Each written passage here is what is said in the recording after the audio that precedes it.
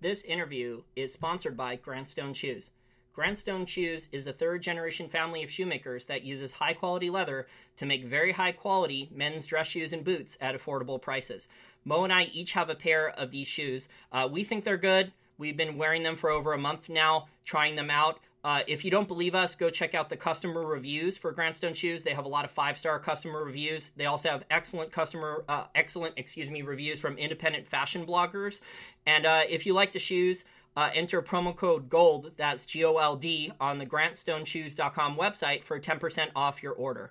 That's grantstoneshoes.com, enter promo code GOLD for a 10% off discount. Hi, everyone. It's Jason Barrick of Wall Street for Main Street. Welcome back to another Wall Street for Main Street podcast interview. Today's special guest is a first-time guest. He has over 40 years of experience working on Wall Street and in D.C. As a young man in D.C., he rose through the Republican Party and eventually became President Ronald Reagan's budget director. He also has 20 years working on Wall Street, and he's written multiple best-selling books, including The Triumph of Politics, Why the Reagan Revolution Failed, The Great Deformation, The Corruption of Capitalism in America, and his newest book, Trumped, A Nation on the Brink of Ruin and How to Bring It Back.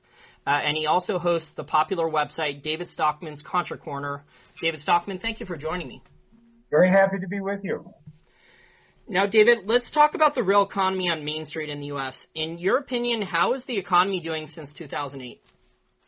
I think it has not recovered. I think what we have is kind of a simulacrum of recovery, a false recovery, in which we've had massive fiscal and monetary stimulus. Most of that stimulus never left the canyons of Wall Street, as I call it. As a result, the stock market has boomed. Financial asset values have inflated enormously, but the real economy has basically been stuck along the flat line compared to where we were on the eve of the 2008 crisis. If you look at industrial production, I'll just use this as one example. It is actually lower today, and we've had 13 straight months now of decline than it was in the fourth quarter of 2007. If we look at real household income adjusted for an honest measure of inflation, it's way down since the fall of 2007, and even by the BLS inflation numbers, it's essentially flat. We've had job growth, so-called, but half of the 13 million or 14 million that Obama talks about are simply born-again jobs. In other words, they were lost in the financial crisis and they've slowly been recovered. But most of those are part-time, low-pay, marginal jobs. They're not breadwinner jobs. I track that in my blog. We take about half of the total number of jobs in the BLS establishment report, about 70 million, and we look at those categories like manufacturing and construction, energy and mining, the white-collar professions, finance, insurance, real estate, transportation and wholesale and so forth. We still have fewer breadwinner jobs in those categories, which account for half of all employment and 2/3 of all wage income. We still have fewer jobs in that breadwinner set of categories than we had in the fall of 2007. So if you look at it correctly, there is a stagnating economy on Main Street, or what I call flyover America. There has been an enormous artificial boom stimulated by ZIRP and QE on Wall Street. I think we're now at the inflection point where the real economy is losing steam after, we're almost at month 90 of this so-called expansion, and that's long by historic standards. But we're at the inflection point where the real economy is about ready to roll over. The bubble on Wall Street is living on fumes held up day to day by a few day traders and robo machines. And I think it's only a matter of when the catalyst shows up, and who knows what it'll be when this whole house of cards comes crashing down. I think that will happen early in the next administration, and in some ways that will be the silver lining of the mess that we're in with this 2016 election. Hillary's clearly going to win, but in a sense, she is the representative of the Wall Street, Washington establishment that has ruled for the last 30 years. They have created this massive disaster waiting to happen. It's going to happen on her watch, and at least the American public will know exactly who to blame. And even though it will be painful as we go through another crash and recession and breakdown of politics in Washington, maybe at least the bubble will be punctured, so to speak, and we can start to face some of the real realities that face the nation. I agree. There was definitely no real recovery after 2008. The economy has created a lot of part-time jobs since then. When I actually speak to people on Main Street, small business owners, people with jobs, full-time jobs, they tell me their bills won't stop going up. So we have Obamacare premiums increasing, rents are rising, a lot of the food companies, the price will stay the same at the grocery store or restaurant, but the portion is dropping the last couple of years, 20, 30, 40% portion size reduction at the restaurants. So what I see in the real economy is I see stagflation for people on Main Street, and I see, just enormous asset bubbles that these central bankers have created. It seems to me, David, that a lot of the central bankers don't want to stop this. They say there's not enough inflation. So we see Janet Yellen lobbying for, getting the Federal Reserve permission to start buying U.S. stocks and corporate bonds. What will stop the Federal Reserve from starting to buy U.S. stocks and corporate bonds like other central banks? Well, fortunately, they do not have the legal authority to do it. Fortunately, this election has created such partisan animosity and I think so much desire for revenge, especially among House Republicans, that if she would ever come to the House for that authority, I think it will never get through. In other words, the House will become a killing field. So at least that much, we're going to be protected against going all the way to the Japanese and ECB model. Nevertheless, I think you hit on a really important point that's in my book, and I want to elaborate just slightly.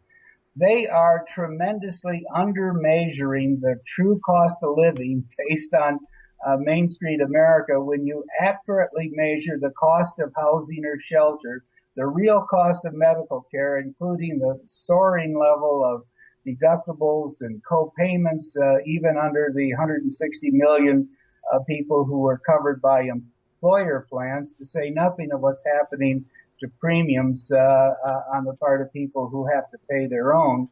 So what we've done is we've tried to restructure the so-called CPI using a proper weight for what we call the four horsemen of inflation: food, energy, medical, and shelter, and measuring the latter two with an honest index of how rapidly shelter costs are rising, or rents, and how rapidly medical costs have been rising for many years now. Now, my point in bringing this up is we call it the flyover CPI, and it's meant to be, the cost of living faced by the rank and file of workers and citizens in flyover America. And we demonstrate that rate of inflation has been about 3% year in and year out since the turn of the century. If you compare it to the short ruler, as I call it, that the Fed prefers, they keep talking about the PCE deflator, less food and energy, as if you could go 16 years without food or energy, but that's another point. Nevertheless, what we show is that the flyover CPI since the turn of the century is up 72%, and the Fed's favorite sawed-off ruler is up 32%. And what that means, that's cumulative over 16 years. What that means is the real cost of living in flyover America has risen by 40% more than our monetary Politburo, as I call it, our central bankers are counting or willing to acknowledge. And so therefore, the perverse search for more inflation, which they constantly talk about we're undershooting from below our inflation targets is truly absurd. We have too much inflation already. That's what's killing the middle class economy, and we can talk about that in several directions. But the important thing is, if you use an honest measuring stick, inflation is at 3%, and therefore, when you deflate all of these numbers they constantly publish, let's just take median household income. There was a big flurry a couple of weeks ago about, wasn't it wonderful? It was up 5% in 2015, and the mainstream press chewed on that one for days. But the point is, if you deflate median income, household income as reported by the Census Bureau, not with the BLS's phony inflation index, but with the flyover CPI, then you see that real median income is down 18%, including the gain in 2015, by the way. It's down 18% from where it was at the turn of the century. Now, this isn't a small setback. This isn't a temporary swiggle in the long-term trends. This is an abrupt, unprecedented rehearsal that's major. When you have household income, its real purchasing power, including what you mentioned, the medical and the shelter that you're up against, when you see that down 18% over a decade and a half, there's nothing like that in the last 100 years. It tells you we've turned a corner, and a bad one, and it explains why the country is so fed up with the status quo, with the so-called establishment leadership of both parties, and why, even though the establishment, because it controls the media so completely, is going to end up winning one more election, the voters, basically over half of them, voted for Bernie Sanders or Donald Trump or other candidates who are absolutely anti-status quo. So, we're now at the point where the country is beginning to realize that they have been subjected to a complete con job by the ruling elites about where the economy stands, and more importantly, where we're headed. And at least that may be the beginning of change, because you have to recognize the reality before you can do something about it.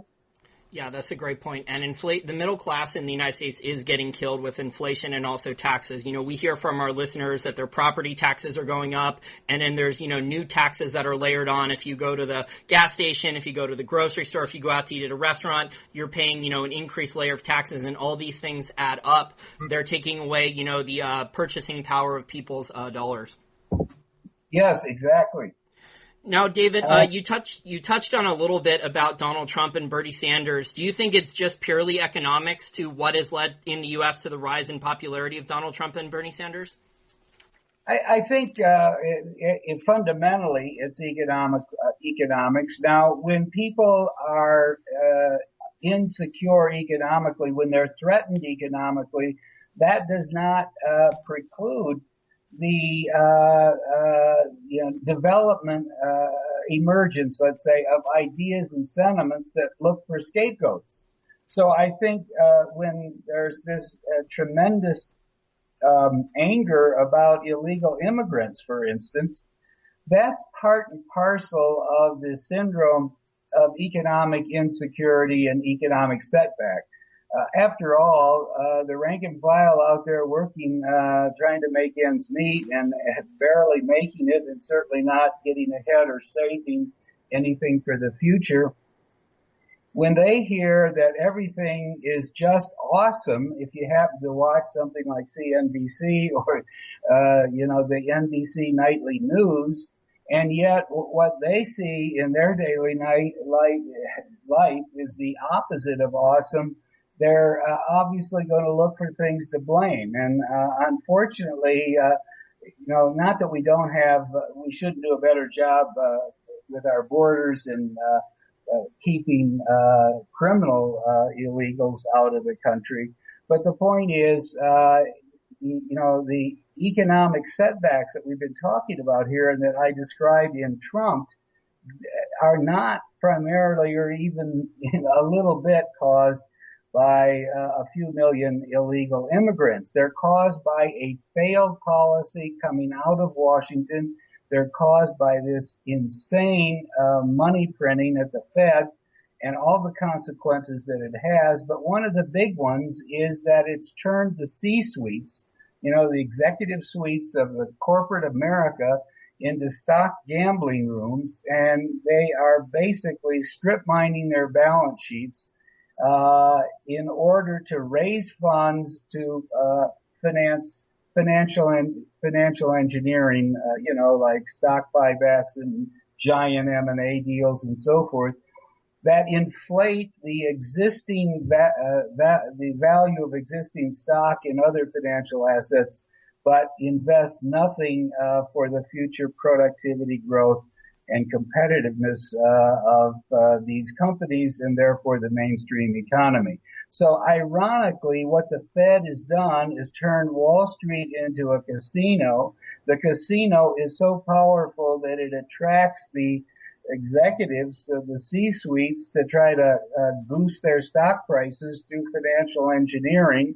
It's easy to do financial engineering now because you can see from these giant M&A deals like the one announced just over the weekend between Time Warner and AT&T, you can raise tens of billions of debt in order to finance these deals at almost no cost, owing to the way that the Fed has falsified the interest rate market. So what it's doing, ironically, is crushing the growth mechanisms, the growth capacity of the supply side of our economy in the name of stimulating demand, when anybody with eyes to see can recognize that, lower interest rates do not help the mainstream economy because it's already buried in debt. And the only thing that zero interest rates do is provide free carry trade money for gamblers on Wall Street that drive, the bubble ever higher. So, to go to your question, is it economics? Yes, I think it's fundamentally economics. People in Main Street America who are trying to save are being crushed. If you even have $250,000 in the bank today, for instance, your interest amounts to the equivalent of one cappuccino a day at Starbucks. I mean, that's nothing. That is cruel and unusual financial punishment, but that's what comes from the so-called zero interest rate policy. At the same time, wages aren't keeping up with inflation, as we've described. So wage earners are getting behind. Savers are being crushed. People are desperate out there, and they're looking for scapegoats. And that's why we get these other issues that come to the fore that are symptoms, I think, of the problem, but not the cause. Yeah, those are great points. And what also really worries me is that, people are embracing socialism and democratic socialism, and how many people are still brainwashed that Hillary Clinton, is not a lifelong career criminal committing all these different felonies. So we have a situation now where, people are equating crony capitalism or fascism when you have a central bank and all these cartels in different industries that big government and a couple large corporations are, teaming up to do. And they're saying that that's capitalism. So like real capitalism with bankruptcies and those things are being blamed when we don't have real capitalism right now. Yes, I agree with you. And the longer we have this kind of mutant, I call it mutant casino capitalism or crony capitalism is another good term for it, the more people, average rank and file people who don't have time to study this stuff in depth because they're probably working two jobs just to pay their bills. But the longer that goes on and the more evidence of it hits the media, the public news, the more people are going to be led astray by false promises from demagogues and socialists and fascists and everybody else. But, just when the average guy hears that Hillary Clinton was paid $250,000 or $260,000 for 20-minute speeches at Goldman, and then, in fact, now that they've all been revealed what she said by WikiLeaks, and it's obvious that they were nothing except what we're doing is great, and you need to get behind us. It only compounds the suspicion that the whole thing is rigged. When Trump uses that word, it drives the media nuts because he's hitting a raw nerve. Well, of course it's rigged. A financial market would not be where it is today if the Fed had not bought $3.5 trillion worth of bonds. I'll tell you that right now. The Treasury rates on 2-year, 5-year, 10-year debt would be far higher than they were today if it didn't have its big fat thumb on the scale. And the same is true with the stock market. If gamblers couldn't get free overnight money to fund their speculations, if the market were allowed to correct not by 3% or 5%, but by whatever is necessary, and thereby, recreate the kind of financial discipline that would occur in a true free market, we would have a much different situation today.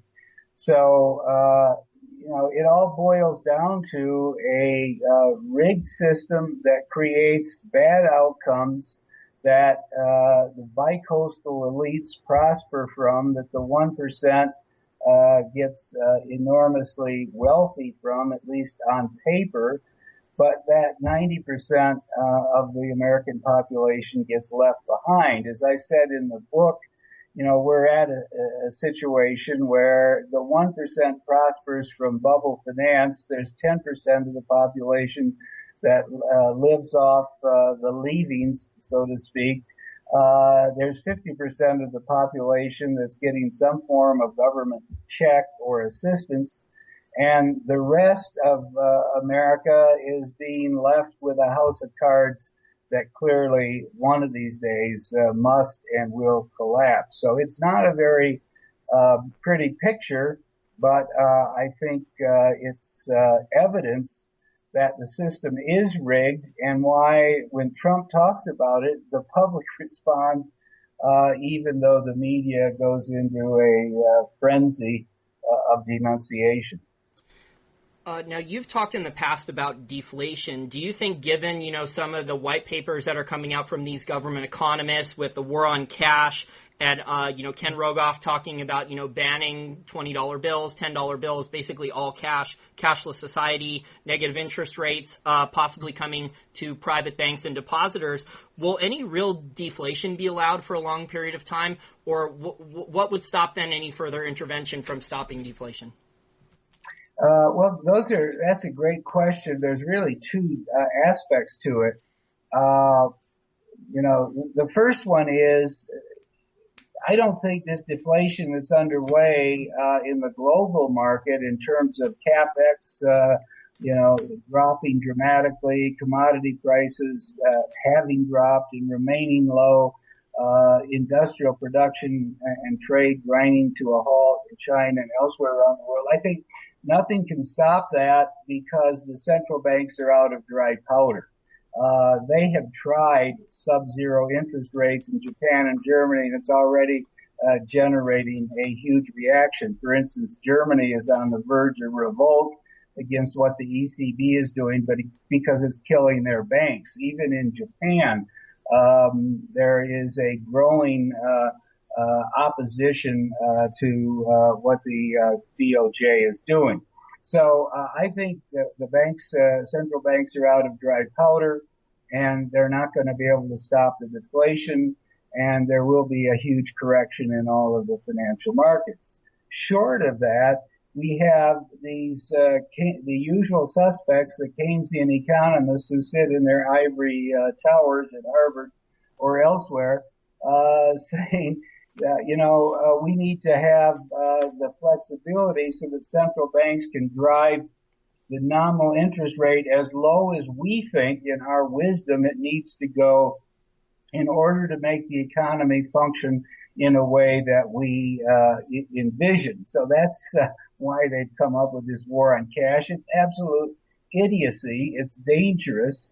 It's being, disguised, let's say, by the claim that we need this in order to stop the drug trade, or we need this in order to stop tax evasion. That's ridiculous. The drug trade has been going on ever since we made drugs illegal. And tax evasion is something that any sensible person wants to do in today's social democracies, where the upper income anyway is taxed 50% or more. So it's all a smokescreen designed to deal with the Achilles heel of the current situation or system, and that is you drive interest rates much below zero, and people are going to they're going to come to the bank, they're going to turn their checking accounts into cash, they're going to put the cash in a warehouse somewhere, a secure warehouse that someone will set up, and they're not going to have their wealth confiscated by a bunch of, doofuses like, the guy you just cited, and the rest of these Keynesian professors, Ken Rogoff. I mean, I don't know what, this guy's supposedly a PhD, but I really don't know what turnip truck he fell off from, because, what he's saying is absolute nonsense. And it's very clear that what he wants to do is push the nominal rate on savings to 3% negative, or 4 or 5 or even 10. And that's basically saying you're going to take away the wealth of anyone who wants to keep their funds liquid,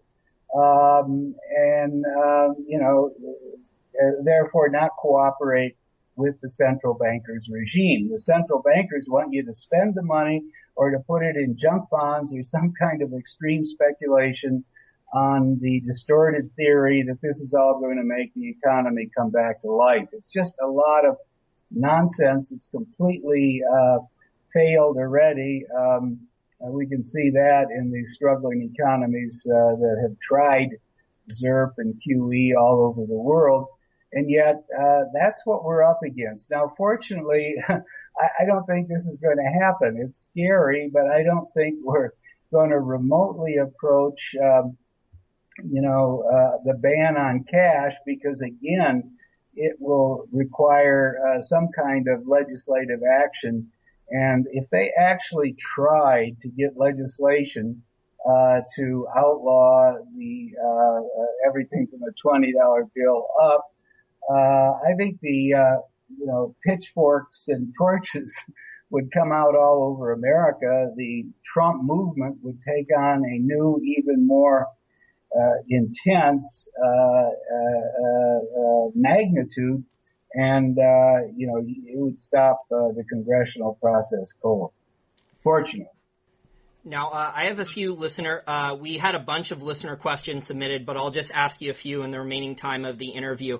One of our listeners is a longtime listener. He's pretty astute. He wants to know, in your opinion, is there any asset class besides the U.S. dollar or U.S. Treasury market where $200 trillion in assets could actually go in case during the next crisis? Why? I'm not sure why you picked the 200 trillion. Are we talking about the debt in the world, or what's the reference? I'm not quite clear on the question. I think the estimate is that there's 200 trillion in total liquid assets globally. I think that's the estimate, or total. I think that's the estimate of total assets globally right now is 200 trillion. So he's wondering, in a panic, and there was a liquidation mode, with these policies with central bankers, is there anywhere else to go besides U.S. dollars and U.S. Treasuries for large pools of capital right now? Oh, I see. There is this theory that it's all zero sum, that if people sell some stocks or even they sell some longer duration bonds, it's going to end up somewhere. I think what's going to happen is that all of the enormous leverage that's built in the system gets liquidated in a selling frenzy, and that 200 billion shrinks dramatically, because that is not real wealth. That is simply mark-to-market speculative value on pieces of paper that may or may not represent real assets and real sources of cash flow over time. So I think the big thing that's going to happen is that the bond market, which is vastly inflated, is going to crash, and there will be a repricing of sovereign debt, and then from that, corporate debt, which prices on a spread, will also be repriced in a negative direction. The stock market is tremendously overvalued. I think it'll go down 40 or 50% before all of this is over. So if the question is, what do you do if that is the scenario ahead, even if we can't predict the exact timing, the answer is cash will be more and more valuable.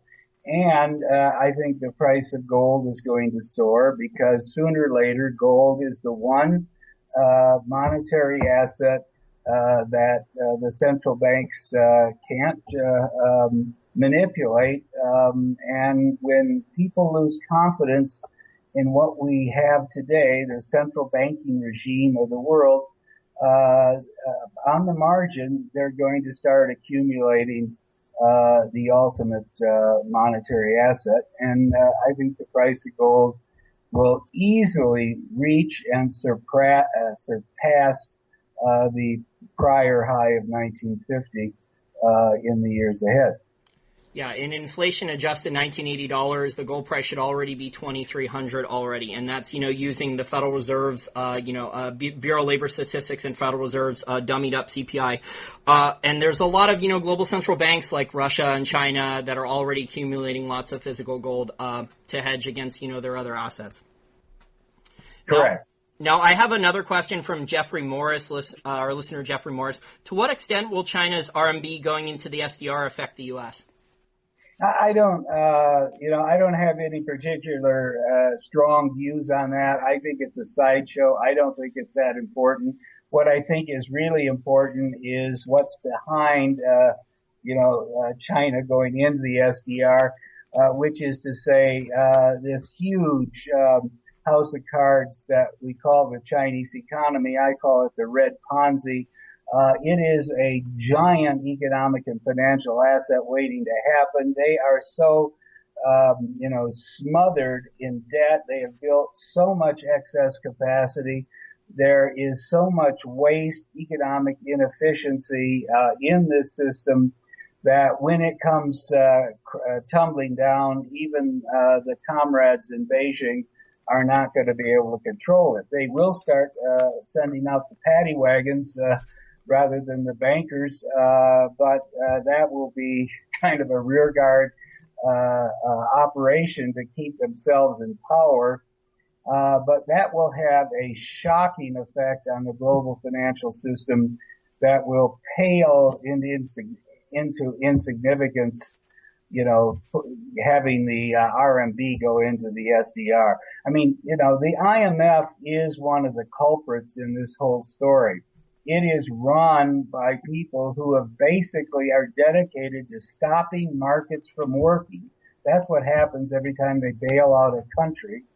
And keeping this whole game of what I call bubble finance going on a worldwide basis. So when the Chinese economy collapses and when we have this big correction ahead, it will basically invalidate, repudiate everything that the IMF has done for decades now, and hopefully undermine any political willingness to keep funding it, certainly in Washington. If Washington didn't back the IMF, it would kind of stumble into failure. I have one more question before I'll let you go. With the walls rapidly closing in on the average American, in which direction can one turn? Is it essentially over, or is there realistic hope for the average American? I would say you're going to go through. Going to go through a terrible period of trial, correction, and dislocation before we have another shot at a better future. I do not think you're going to see the electoral process elect people that will reform the system from within. This is what the Trump candidacy is all about. Even though his program is fairly incoherent, in tone, he challenged the establishment. And they came at him with a ton of bricks, and they basically have destroyed his candidacy during the last 3 or 4 weeks, and then he didn't help by throwing more kerosene on the fire with some of the stupid rhetoric. But the point is, the election of 2016 proves there will be no peaceful transition by enlightened politicians and policymakers in Washington. There will be a thundering collapse, a total upheaval in our financial markets, and a total repudiation of the status quo coming out of the Fed and the government in Washington. And until that happens, and then we have some big elections that clean out the stable, so to speak, I don't think there's much reason for hope. But if we can accomplish this giant purge and reset, there's at least a chance that people will learn a lesson from the errors of the last 30 years and try to get back to, fiscal rectitude and sound money and letting free market capitalism do its job and keeping Washington to a minimum in terms of its role in the economy and in social and economic life. Do you think Donald Trump is right that there should be term limits for people in Congress? And what realistic shot, even if Donald Trump doesn't win the election, do you think someone else would about actually implementing a law like that? Yes, absolutely. And hopefully, even if his candidacy goes down, that idea will stay alive. In my last book, not this one, but The Great Deformation, in fact, I had a section where I called for fundamental constitutional reform. There's no way around it. You're going to need a constitutional amendment, but I think we ought to have 6-year limits, as he's proposed, on the House, the Senate, and a 1 6-year term for president, which means there is no incumbents in the system. Nobody can run for re-election. And if you change that fundamental dynamic and then further get rid of private money entirely and have short election periods like they do in Britain, say of 6 weeks, 8 weeks, entirely funded with public money, which would be a good investment, I think, you could change the whole dynamic of the system that we have today, which is totally run, by the K Street lobbies and the PACs and the billions of political money that flow into the system. You would then begin to eliminate the insidious influence of crony capitalism. A constitutional amendment that basically gets private money out of the system and incumbents out of the system and lets government function as a forum for citizens to come and serve and go back to the car dealership or whatever they were doing prior to election. Yeah, the founders originally, people used to govern a home. They used to only come to D.C. When the United States was formed. They only used to come to D.C. for a very short amount of period of time, and then they would go back to their own jobs because they weren't making large incomes as, federal employees and politicians. They had to go back and earn a real living. And, once what this started about 100 years ago, along with the Federal Reserve and the income tax, Congress, D.C. just started getting bigger and bigger, and the politicians just kept giving themselves more and more perks and benefits and lower taxes and higher salaries and Cadillac health insurance plans and things like that. I agree. What you have is a permanent ruling class. You have a self-perpetuating political class, and even when they decide not to run for re-election or they get defeated occasionally, they stay in Washington, put out a shingle, and pretty soon they're making hundreds of thousands, if not millions of dollars a year as a lobbyist. So they want you to believe that the work of government is so arcane, so difficult, so demanding, so sophisticated that you have to have permanent rulers to do it. Well, that's not true. That's true if you want big government running everything. If you want to set the price, of every bond on the yield curve from one day to 50 years, yes, that may be true, but that's what's wrong with what we're doing.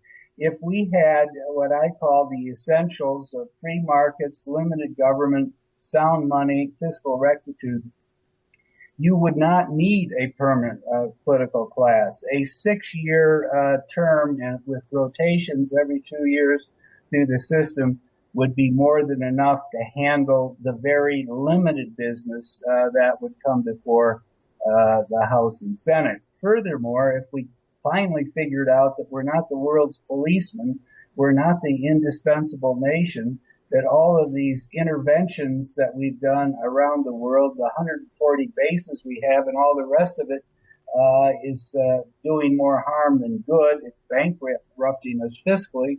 If they could figure that out and get us back to a non-interventionist foreign policy, that would only further reinforce the case for citizen government by legislators and presidents who serve 6 years and then go back to civilian life. So, in other words, the two are connected. If we want to get rid of the big state and all of the economic and social consequences, that's part of reforming the constitutional structure so that we actually can function in a way that the founders intended. Well, David, I hope some things actually change, after this election. If Donald Trump were to actually win, I think the Federal Reserve hates him. So many of the Democrats there hate him so much they would let the stock market crash and blame it on him. Yeah, I think that's likely to happen anyway. Even if they don't, I think he's been right in saying they're trying to keep it alive until November 8th.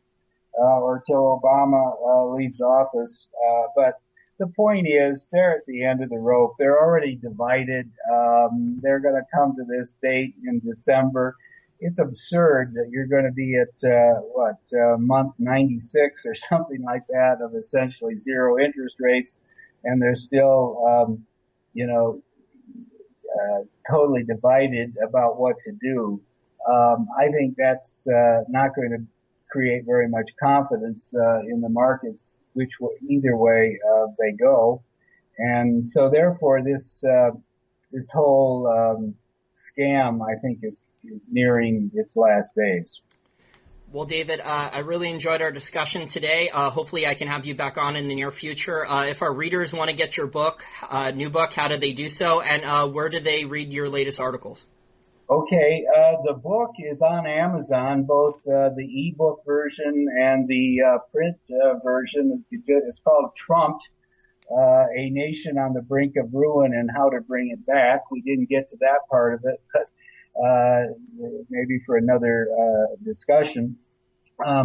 You can Google David Stockman's Contra Corner, which is my daily blog, and you would then be linked to the ability to sign up for that, and it's a monthly subscription basis. Okay, great. Well, thanks for your time, and I look forward to speaking again soon. We certainly will. Very good. Thank you.